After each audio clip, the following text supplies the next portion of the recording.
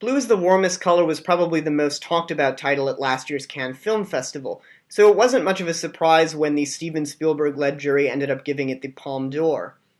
It's a coming-of-age story that follows a teenager named Adele, who's played by relative newcomer Adele Exarchopoulos, over about a 4-year period in her life as she goes through her first major relationship to a slightly older visual artist named Emma, who's played by Léa Seydoux, who you might remember from some mainstream fare like Mission Impossible Ghost Protocol. For the first time in the festival's history, the actresses shared the top honor with director Abdelatif Kechiche, and I think you can see the jury's rationale in giving it to all three of them. Both actresses are fine, although this is very much Adele's story, I would say, told through her eyes as she takes in, a host of new physical sensations and experiences, including, quite naturally, sex with Emma.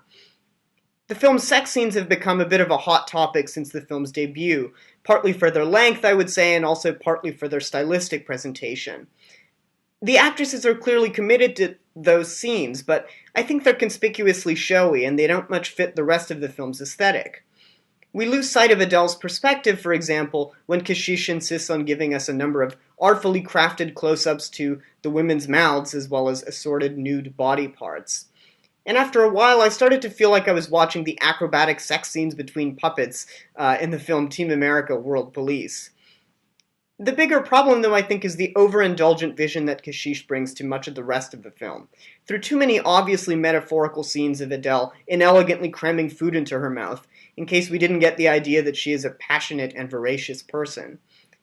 Racy sex scenes aside, then, I think this is a pretty standard relationship drama, which doesn't do a whole lot to deserve either its 3-hour-plus running time or its evocative title. This is Angelo Muredda for RealTomErnst.com.